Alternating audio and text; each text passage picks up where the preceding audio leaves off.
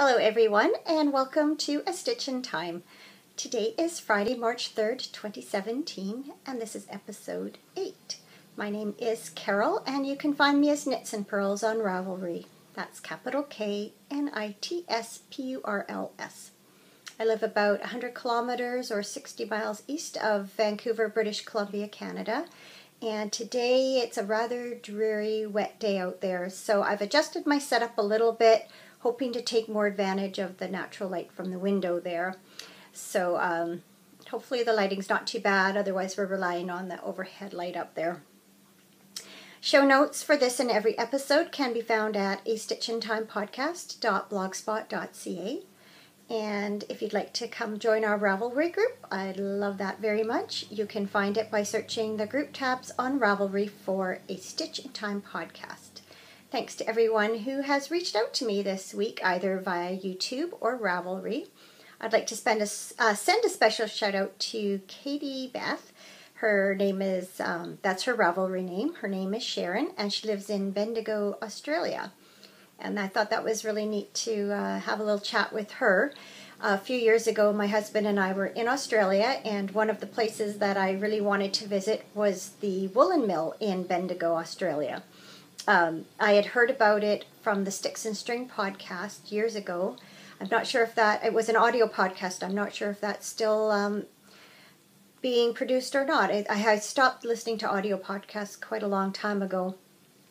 In any case, I wanted to take home some Australian yarn as a souvenir. So one day my husband and I drove up from Melbourne, where we were staying with friends, and went shopping at the woolen mill. It did not disappoint. They have some beautiful, beautiful yarns there. It was hard to choose what was going to come home with me, but I ended up with 3 sweater lots and some sock yarn.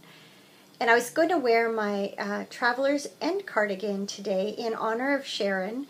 I knit it with some yarn that I'd purchased on that trip, but unfortunately I realized it's packed away in the garage with a whole bunch of other stuff from our downstairs that's temporarily being stored there while restoration from a flood takes place, which should be soon.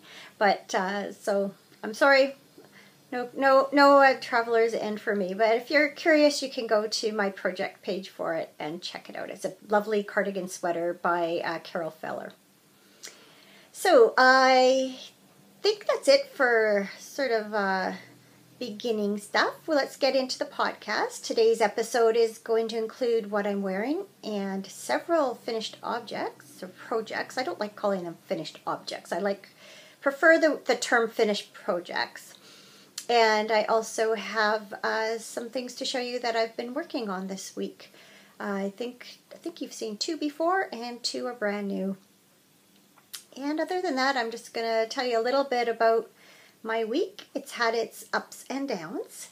I was going to say more or less the ups outweigh the downs, and I guess that's true. But we'll get to that. I wasn't sure if I was going to get to podcast today, and I've been feeling a little bit out of sorts. I had quite a headache earlier, and I took some Tylenol, and that seems to have helped. And if I didn't get an episode out today, I wasn't sure when I was going to get to record next, and I really don't want to miss it. I really enjoy doing this, so I hope I don't look as tired as I feel. But you get me how I am, so hopefully that's not too bad. I'm drinking some decaf tea this afternoon out of one of my favorite cups, my chickadee cup. Chickadees are one of my favorite birds. But I had so much tea earlier on, I was just buzzing, so I thought I had better stick to some decafs. So, let's get on with it. I'm very, very happy to show you today that I finished my Mr. Harley Quinn socks. This is a pattern by a very busy monkey. Let's see how that works. And Mr. Harley Quinn is a character in a couple of Agatha Christie books. And I knit these socks as part of the Agatha Christie along that I'm hosting in our podcast group. And that is very simply just a very casual knit along. You can knit or crochet any project somehow related to Agatha Christie, whether it be named or inspired by one of her characters or book titles or Agatha Christie herself. So I'm also knitting these for the Very Busy Monkey January to March 2017 knit along in the Very Busy Monkey group. So the yarn I'm using, or the yarn I used, is Mama Llama Favorite Sock, and the colorway was from the Unique Sheep Color Co-op Club, say that 5 times fast, from November 2012. I wanted a yarn that, I dug out my copy. I should have brought it in here, but I didn't. Some of you have seen it before anyway. I wanted some yarn that maybe echoed the jacket cover from the book, and so this yarn had been in my stash for quite a while. It had all these kind of nice primary type colors in it, and so I am very happy with how they knit up. I think the yarn and the pattern go together very well. You can see the designs kind of reminiscent of diamonds, like a Harlequin character, or the costumes are. So yes, I have done. And as you can see from the stitch pattern, you have the option of kind of having it travel across the foot in a diagonal line and doing the rest of the foot in stockinette. So I did do that option, and they are done in such a way that the socks are mirrored.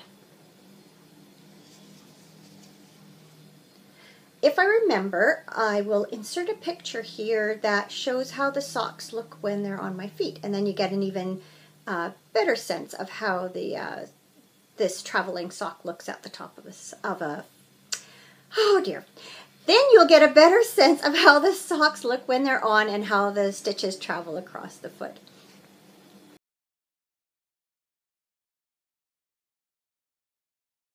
So yay, those are done. So I'm sort of toying with the idea of the knit-alongs running until the end of this month. So I'm thinking I might find another Agatha Christie inspired pattern to cast on. So don't be afraid to come join me, and we'll knit along together. It's nothing, doesn't have to be anything fancy, and it's just fun to get things going. And I just realized, see, it's this kind of day. Sorry guys, this is me today. What I'm wearing. This is the Interlude by Janina Calio, and I knit this last March for Malabrigo March, and it's made from Malabrigo sock yarn in the Archangel colorway, which is number 850. And I love this yarn. It has so many colors in it, and I've worn it with this shawl with a number of different colors as accents. So I'll take it off, give you an idea. So it's a very shallow, elongated crescent. So you can see it's quite long. Let's see, it's probably more than my wingspan. Oh yes, I'm 5'3", and it's got probably another foot to go after that. So it's just a very simple garter and eyelet lace pattern. Not difficult, but very pretty and effective. And I've worn this thing a ton. I often wear it how I had it on when the podcast began. But also I like it like this too. You can just fold the length together like that. And then sometimes I just put it like this and tuck the ends through. And then kind of just sit like that. Fuss with it a little. In any case, it's a little bit chilly today, so it's nice to have a little something around my neck. I actually often will wear this at home, like, you know, just with a t-shirt, just to give myself a little bit of extra warmth. Okay, so we'll now return to our regularly scheduled segment of finished projects. So I had, on Monday, I guess it was, had lots of time to knit. and I had finished the Harley Quinn socks, and I couldn't start my new sock project for March yet, so I decided to pick up my Lewin sweater and just get it done already. All I had to do was finish the sleeves, and so I did. You'll see I haven't trimmed my ends yet, and there's a reason for that. So this is a sweater by Carol Feller. It's a long pullover with a, you can see the very front is shaped to rise up in the front and have your back lower. And then the sleeves on the pattern are 3/4 length, but I had enough yarn to do long sleeves, and I'm more likely to wear a long sleeve sweater than a 3/4. I've come to realize, whether it be sweaters or t-shirts. So I went ahead and added length to it. When I had originally done the bind off on the bottom, I had neglected to notice that the pattern called for an I-cord bind off. That's what had been done around the edge, and I really liked how it looked. So I thought I would do an I-cord bind off on the sleeves as was called for, and then decide if I wanted to go back and redo the bind off on the bottom of the sweater. So I did do the I-cord bind off, which I think is very nice and tidy looking. So I did that on the sleeves, and then I did go back, take out the old bind off, and completed it on the edge. Oops, you can see my ends there, which again, I think just looks really nice and tidy. And one thing I also liked about it is, even though I did quite a stretchy bind off originally on the hem, this bind off just gave a little bit more of it drew the hem in less. So I liked the way it fit me better. Wasn't as clingy at the bottom as the previous bind off had been. Now, this is a beautiful sweater, and I was really hoping to wear it. One problem. After I've blocked it, it's very long. Now, I think part of that is my fault. The instructions for the yarn do tell you not to soak it. And one thing I did is I put it in a bucket with a bit of wool wash, and I left it probably longer than I should have. And when I came to take it out of the bucket, it lost a fair bit of dye. So that was one thing. It's still a very nice rich red. Oh, did I tell you what it was made from? Blue Moon Fiber Arts Single Silky Targhee in the True Blood Red colorway. It's still very rich color. You can't really tell if it's, it doesn't look faded or anything. I just was kind of kicking myself for doing that.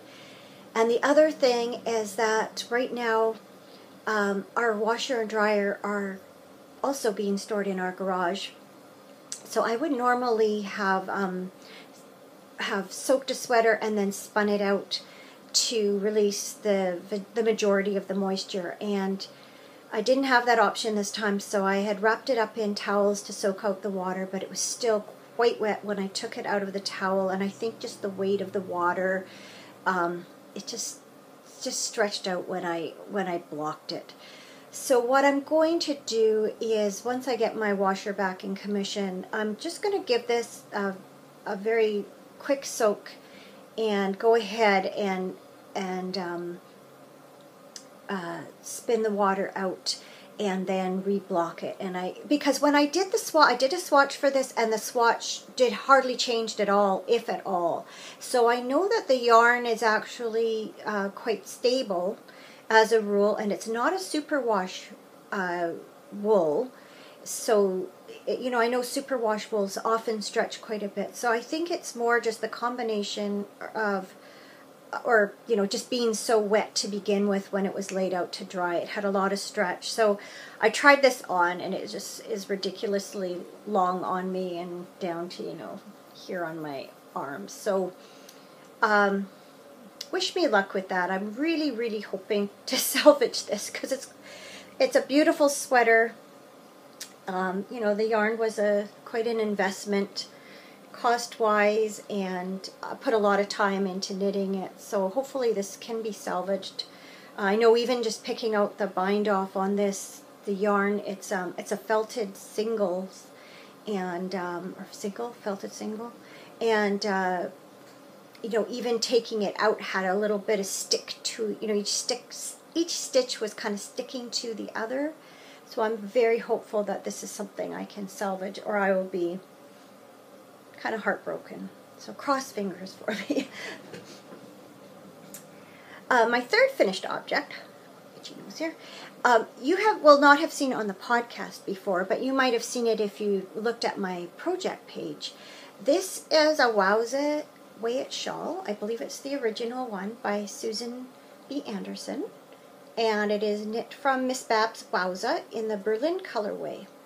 Now, I started this way back in August. Last summer, I drove my mom back to a cousin's wedding in Alberta. That's the province next to ours. And it took us a couple days to get there. And I wanted to take something quite simple to knit on at the end of the day in the hotel room. And so I thought this would be a great one because you don't really have to think a lot. You just, I think it's increase every row, and until you get to the point of doing the ruffle, you know, you're doing the same thing over and over again. But I really loved seeing all the colors come up. It's gorgeous. It's beautiful yarn. However, so I originally bound this off, or attempted to, I think it was a couple of months ago. And I did the suggested picot bind off, except that I used a, this pattern calls for a backward loop cast on when you go to cast on the stitches for the picots, and then you cast out some and bind them off. And I had just finished doing, I think it was one of Helen Stewart's shawls, and she had I think it was a cable cast on or a knitted on cast on that she used for her picots. So I was used to that, and I thought that it would, you know, be simpler. I don't know if I'm doing backwards loop wrong, if there's a way to do it on your left hand needle, but the way I do my backwards loop is I have my needle in my right hand and cast on the stitches that way. So in doing it the way that Susan B. Anderson explains in her pattern, you're constantly having to you know, cast on the stitches, switch your needles to the other hand, knit those stitches, cast them off, whatever you're doing, go back, cast on this side. So I just thought it would be very tedious and time consuming, so I knitted mine on. Well, I have already made this short story long, so long story short, I ran out of yarn partway through the bind off, even though I had a little more yarn left than I supposedly should have. Oh, that's not quite true. I had skimped out another row, and from the figures, from the ways, from the information that the designer had provided, I thought it would just squeak out the bind off. But as it was, I didn't. I ran out of yarn. So I took out the bind off, took back the extra row of knitting I had done, and then it just got put in a project bag and left there. So I finally, after I finished the Lewin sweater and I was thinking about what I wanted to cast on, I thought, really, before I cast something else on, I should get this off the needles. So I pulled it back out, and I went ahead and did the bind off as suggested, which was a little bit tedious, going from right hand to left hand. But I did it. I finished it. And then I came in front of the mirror, and I tried it on the way I usually wear my shawls. And then I decided that I would never wear it because I look like a clown. The ruffles and the weight of it and the bright colors, and I thought, no, I will never wear it. So that's very sad. Except that, you know, I have no issue with repurposing yarn if it doesn't work out the first time. So as sad as it sounds, I'm going to frog this whole thing And I'm thinking what I might do is a hat and a cowl. That's less that's less ruffly and less bulky. I think maybe I've seen the Ricky hat. I think that's Rikke. I meant to go look at that, and I haven't yet. If that's made out of a worsted weight yarn, then I might do that. I know it has a lot of garter stitch in it. So anyway, yes, it's lovely to have finished, but it's going to go back into being an unfinished. It's the way it goes. It really was nice, fun to knit. So I don't mind knitting with this yarn again. I've never knit with Wowza before, and people have raved about it, and it is really soft and cushy, and the colors are so fun to knit up. So, you know, that's no hardship to knit this again. It's just kind of disappointing when you think you have a new something to wear that doesn't work out. Not the end of the world. Okay, I'm gonna flip pages here and just have another sip of tea. I'm going on and on today. Okay, so you have seen this project before. These are now moving on to works in progress. These are what I'm calling my bullfinch socks. And I believe when you saw them last, I had worked up to where I was going to put the cuff in, or the heel. So as you can see, I did put a heel in, and I've started working my way up the foot. This yarn is the West Yorkshire Spinners 4-ply, and this is color 861 Bullfinch, hence the name of the socks. And then the black is also the West Yorkshire Spinners signature 4-ply in color 99 black. So I actually have knit this heel a couple of times. I decided it was high time. There was some discussion, I think, in the Ravelry group about the Fish Lips Kiss heel, and I decided it was high time I tried it.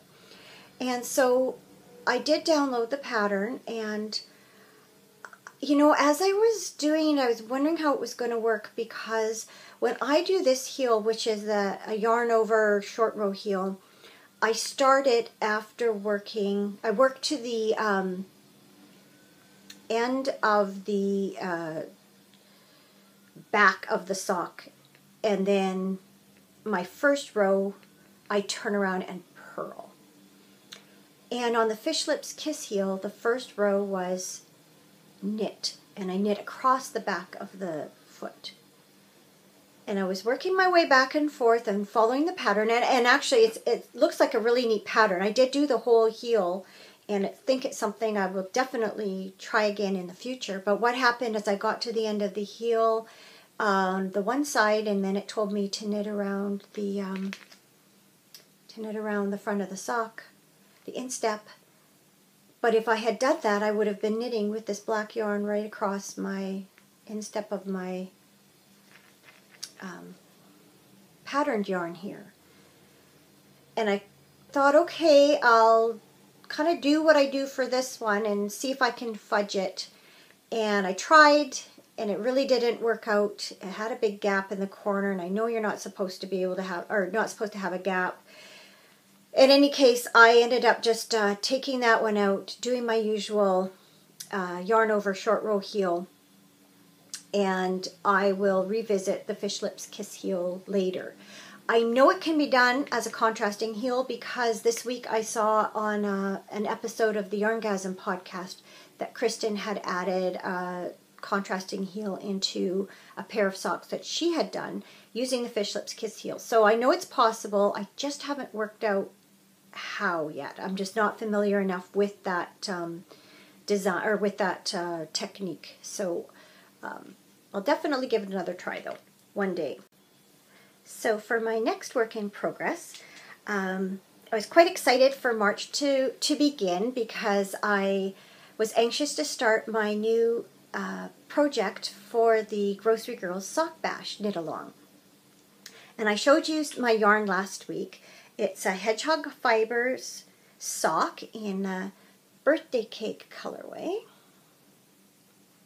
And at the same time I bought this, I had bought this skein of Monarch, and then realized how nicely they went together. So I had at first thought, oh, I'll do some kind of patterned sock, and then I'll put this in as, you know, cuff heels and toes or something like that. And then I had this idea that was kind of marinating, and did some swatching with some scrap yarn I had, and I've put it into reality. So I decided I was going to make birthday cake socks, and I thought, well, why not make it, you know, kind of representative of an actual birthday cake. So I've done some color work and done little candles with the contrasting. So I'm going to add a contrasting heel also. You can see too, I did this slips, it's, I'm trying to remember what it was called. It was out of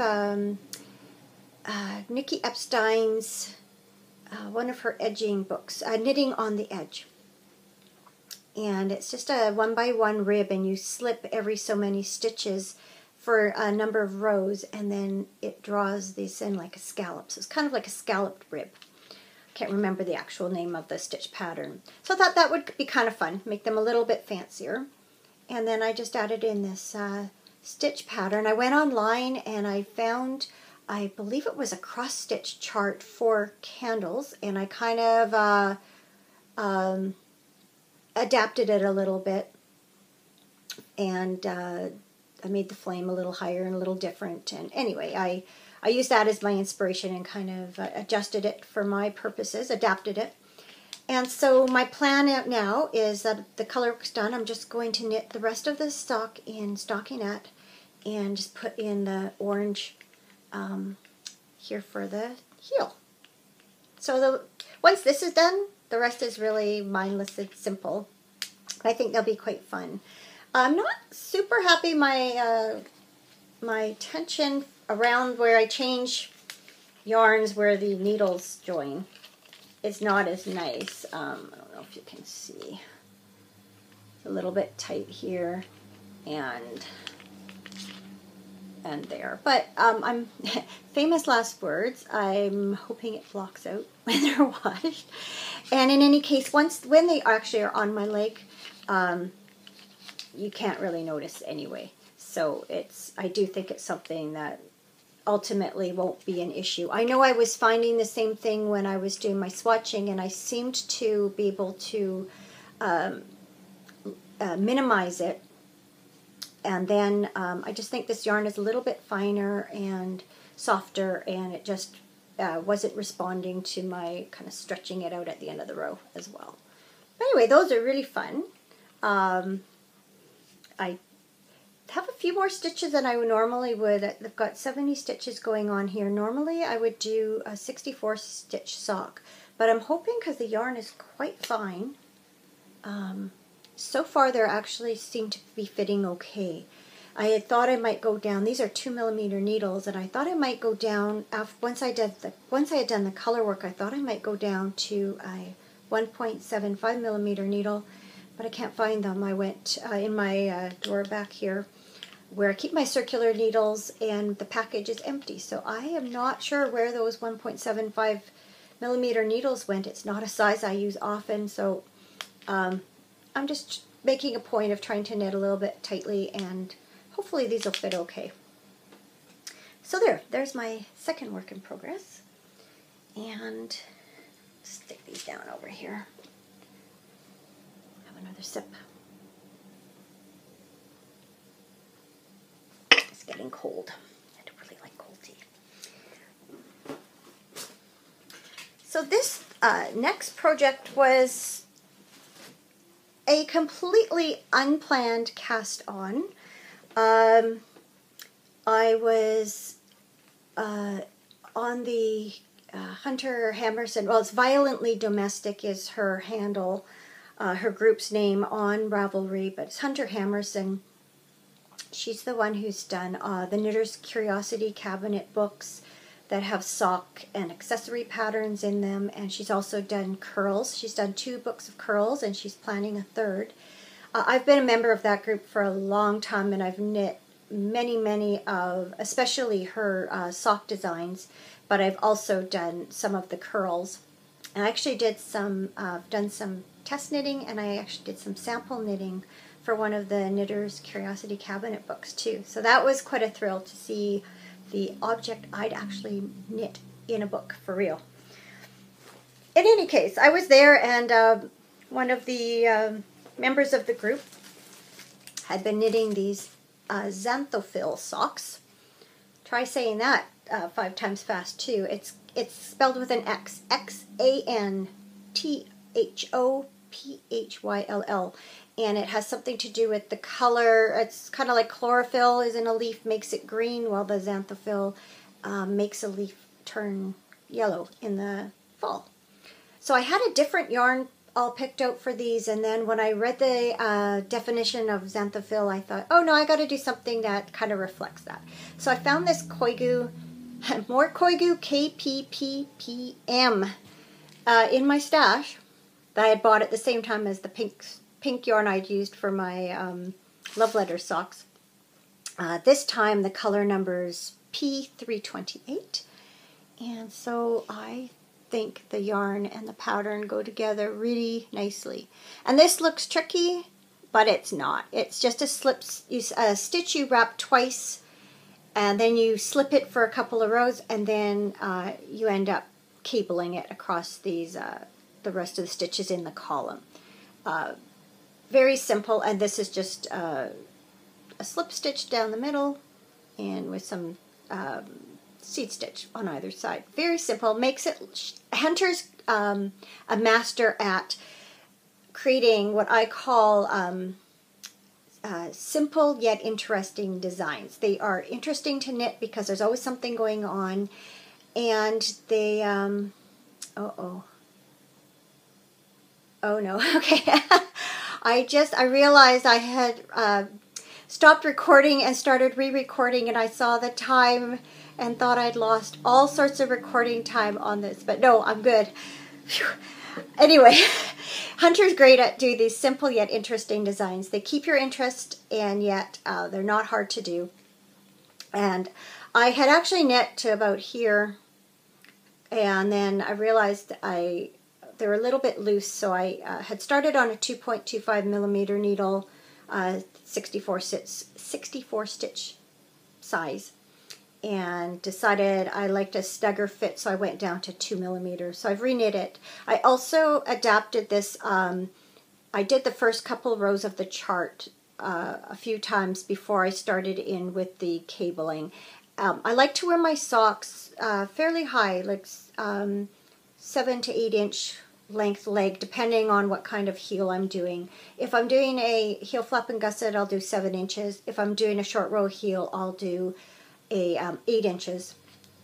In any case, I like to have my socks have a ribbing at the top if possible, so they're not quite as tight over that sort of the biggest part of my calf. So I often will adapt her patterns like this because she often goes right into the stitch pattern. Anyway, you can see I have a medium stitch or sock blank, or sock holder, sock blocker. That's the word I'm looking for. Anyway, does that give you a closer look? So these, I've really enjoyed knitting these so far. They've been really fun. And I thought I'd show you this project bag because I haven't yet. This was where my Wowza Way-It shawl was living. So it's been out of commission for a little while. This is such gorgeous fabric. I am a real sucker for teacups. I just love teacups. And they feature prominently in my kitchen, in my decor. Anyway, this I had got, it's called, the fabric or the bag was called High Tea by the Plum Creek Project Bags. And I bought it from Stunning String Studio on Etsy. Now, it doesn't look like there are any of these. I believe this was a special edition last year, a couple years ago, I guess.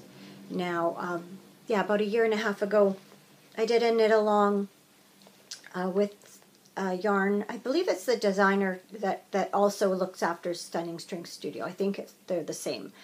Anyway, was in a knit along and a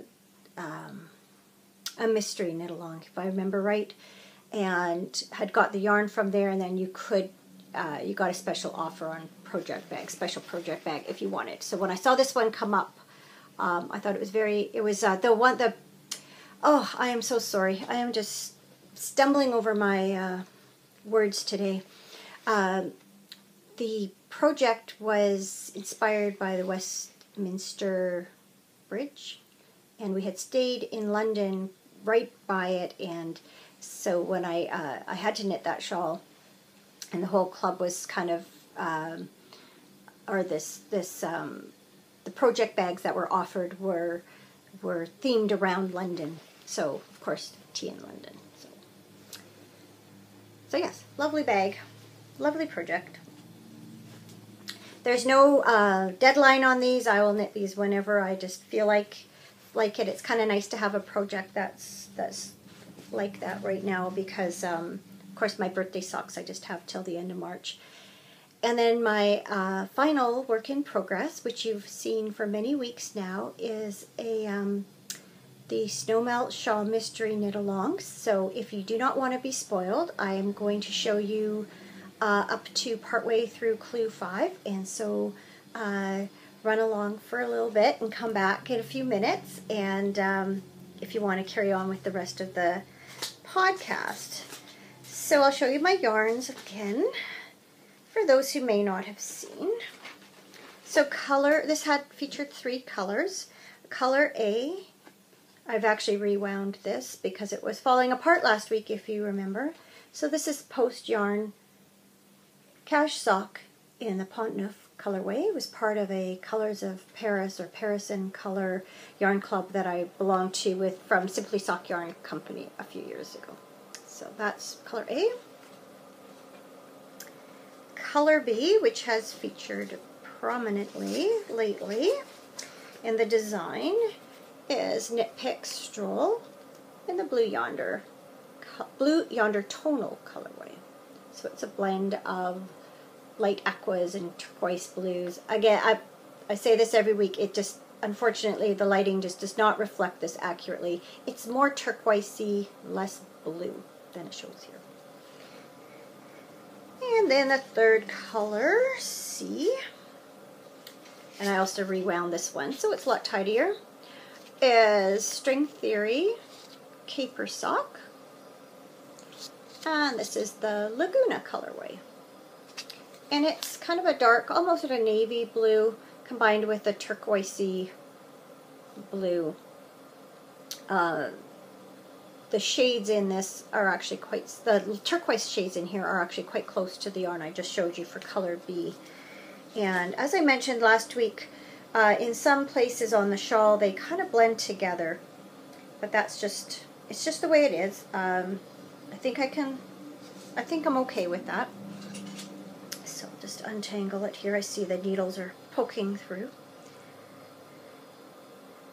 We're up over 500 stitches now till the end, so it is quite unwieldy. But I'll show you, hold it this way, and you can see how it's coming along. So clue 1 kind of took us through here and used all 3 colors, and then that lace section there in the middle, along with followed by a few rows of striping, used color A and color C. And then the next 2 sections, alternated between using color B and color C. And that's where I feel like sometimes the colors blend together quite a bit, like in here. But I think overall, especially with the texture of the garter stitch, etc., you can tell that it's striped in that section. And then what you may not be able to tell quite as well, I'm just going to throw this over my shoulder a bit so I can stretch it out. The first part of the last clue, clue 5 here, is using only color B. And then it's going to be, spoiler alert, followed by a few rows of this color A, the light. And that's how the shawl ends. So I've got, I think, 8 out of 18 rows done of color, or of Clue 5. That came out yesterday. And so I'm just about 90% of the way through the shawl. I think I figured out it's probably about 88% now. So that's moving along nicely. The rows are long. They probably take, I'm guessing, around half an hour to do a row. It's a simple lace pattern on the right side, and then on the return row it's just knitting.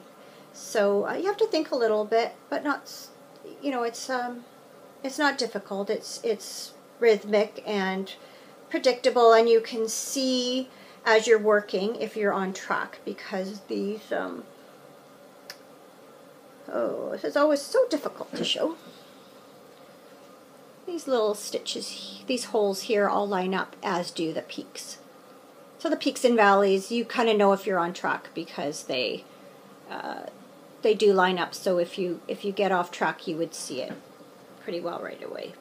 So I did get off track on my first row and got to the end, and I had one stitch too many left over for the end bit, and so I went back and checked, and sure enough, I had knit, I'd skipped this center stitch. I'd gone from doing this part right into doing the next one without adding in this this in-between stitch, so it did throw me off by a stitch, but it wasn't too, I had to pick back a ways, but not too bad. It was easy at least it was easy to spot, once I went through it. So okay, so that's it for my knitting this week. You can see I've done quite a bit, actually. I'll just talk, very briefly, I finished, for what I'm reading, I finished listening to The Last Illusion by Rhys Bowen. I was talking about that last week. I actually was listening to it while I was working on the Snowmelt shawl. And in the end, I had said before that it wasn't really holding my attention, and it got a little better as it went along, and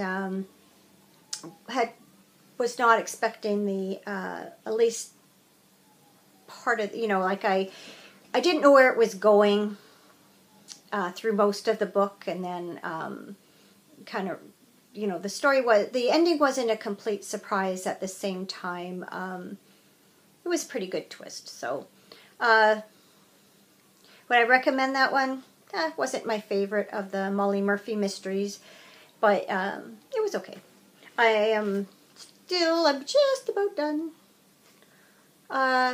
Partners in Crime by Agatha Christie.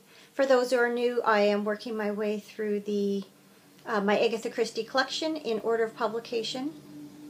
So I've just been reading this a little bit most nights before bed. Light reading, but entertaining. It's been fun. Hopefully, or probably by next week, I'll have something else, another book to talk about. That one's been going for a little while. So my week, well, like I say, it's had ups and downs. Last Saturday was the first day of a 3-day weekend that my husband was taking. And so we got all our jobs done on Saturday so we could enjoy the rest of the weekend.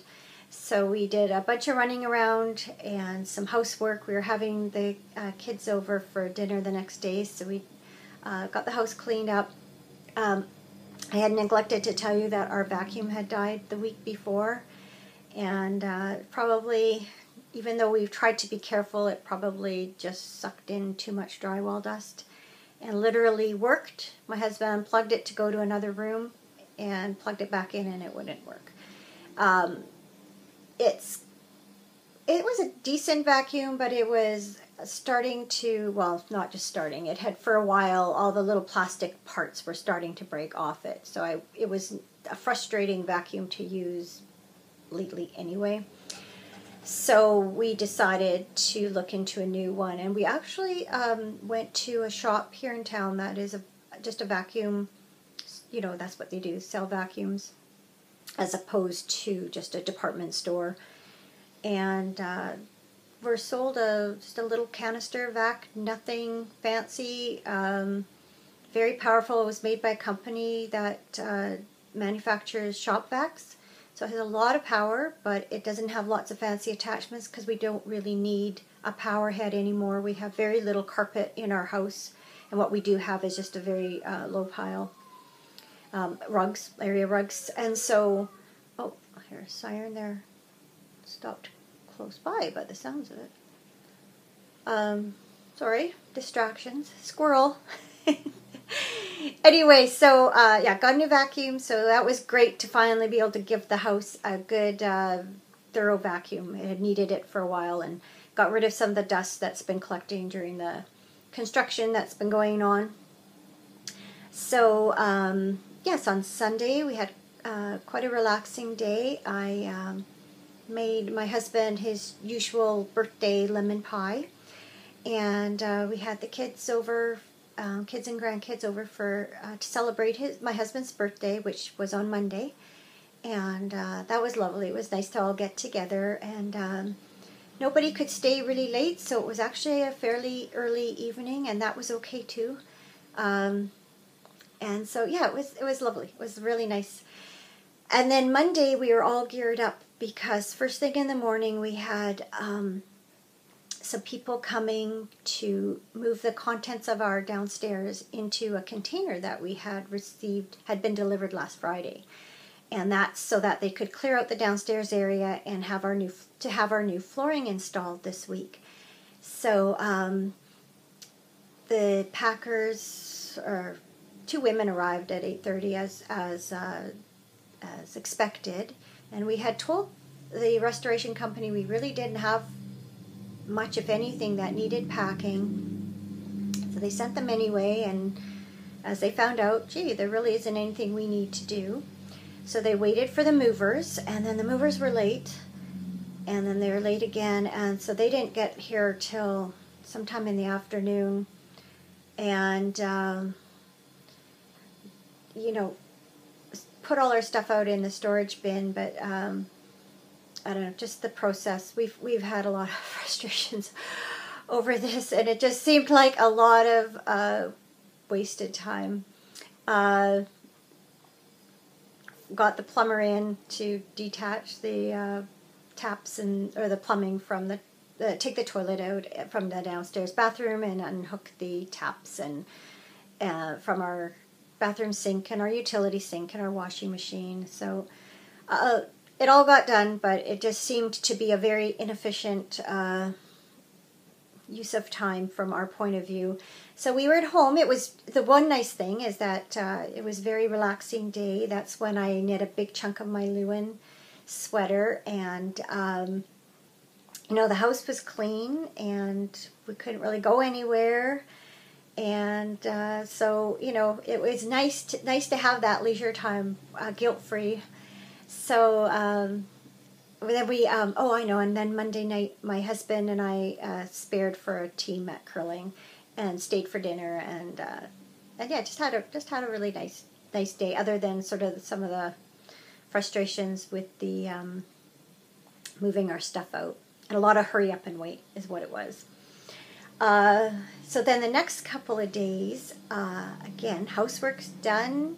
Can't do anything. There's nothing to do downstairs. The place is completely empty. Couldn't even do laundry. No washer or dryer in sight. So I had 2 very nice, relaxing days on Tuesday and Wednesday, and knit a ton, and thoroughly enjoyed it.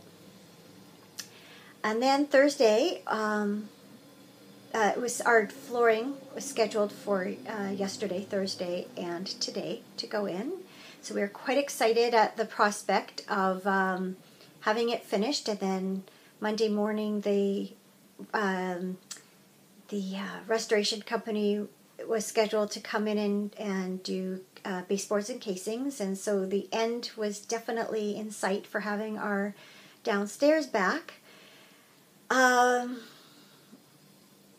I still am not quite sure what happened, but the 2 guys from the flooring company showed up, and the first step they had to do was to level our the cement in the basement.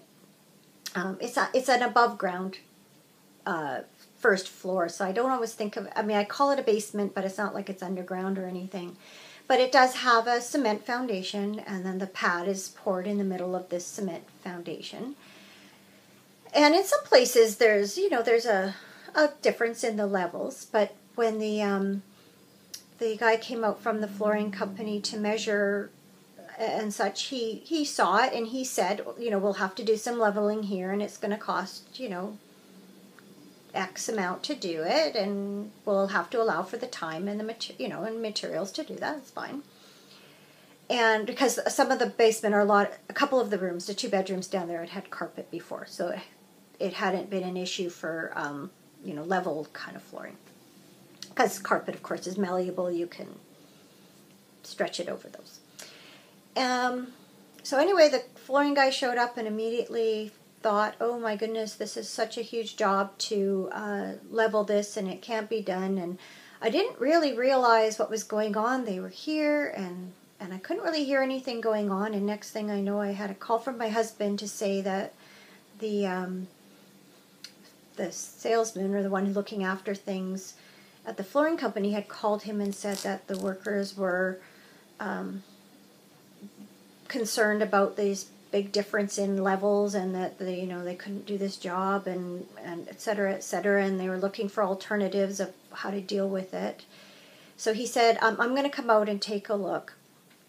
So that's about a 45-minute drive from where the store is. So he, the 2 guys left to go to another job. He shows up, he looks at it, and he goes, I don't really know what the issue is. This is doable.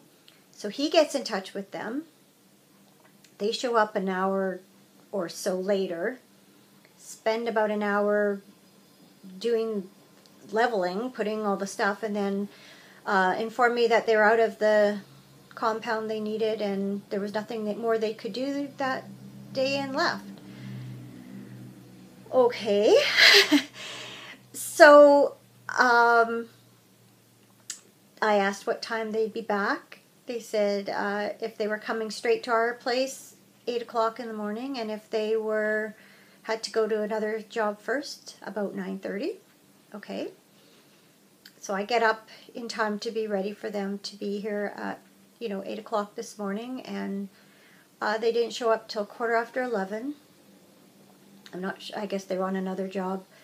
In the meantime, our restoration company's checking in and confirming that the flooring is in place. No. So having the people come in on Monday to do the casings and baseboards is not going to happen. These guys were here today, did some more of the leveling, and it has to dry, so we don't have any flooring down at all downstairs, and yet so there's no way anyone can come in and put casings and baseboards. We're supposed to have our carpenter come in this weekend, put door frames in downstairs in preparation for casings and baseboards, and that's not going to happen. So then that's all been delayed till next Friday. So the flooring should be finished Monday, I guess Tuesday at the latest, and then everything's been pushed up a week anyway. Natter. I know, again, it's not in the scheme of things a huge thing. It's just sort of one more thing in a series of frustrations with this whole process, and today I just had this frustration. I was tired anyway. We'd been up late. I curled yesterday, and then there's a bonspiel this weekend, so my husband had volunteered to do bar duty, and I stayed with him. And that went later than we had anticipated, so we didn't get home till late last night, and then up early this morning to be ready for these guys that didn't show up. And then to learn that, no, at the end of the day, we will not have our new flooring installed. It's just a basement full of concrete still. One I can't even walk on at the moment. They literally left spreading this stuff as they went out the front door, so I have to wait a little while till I can even go down and walk there if I want to. Anyway, well, poor me, right? But that was my day, my last couple of days. So maybe you can understand why I'm a little discombobulated. But well, we will in the end. So yeah, other than that, not sure what's coming up this week. I know I'm babysitting the oldest and the youngest grandkids for a couple hours tomorrow. Well, the middle one goes for a fundraiser for, I think it's for his Beavers group. So I'll see the grandkids tomorrow. Other than that, not much going on this weekend, which is fine.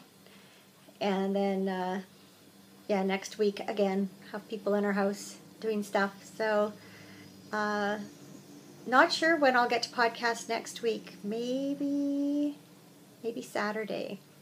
My husband's actually away overnight Saturday, so that'll probably work. So I'm guessing I'll talk to you in about a week's time. I'm hoping by then I'll have taken the time. I really do want to start doing some segments on sock construction.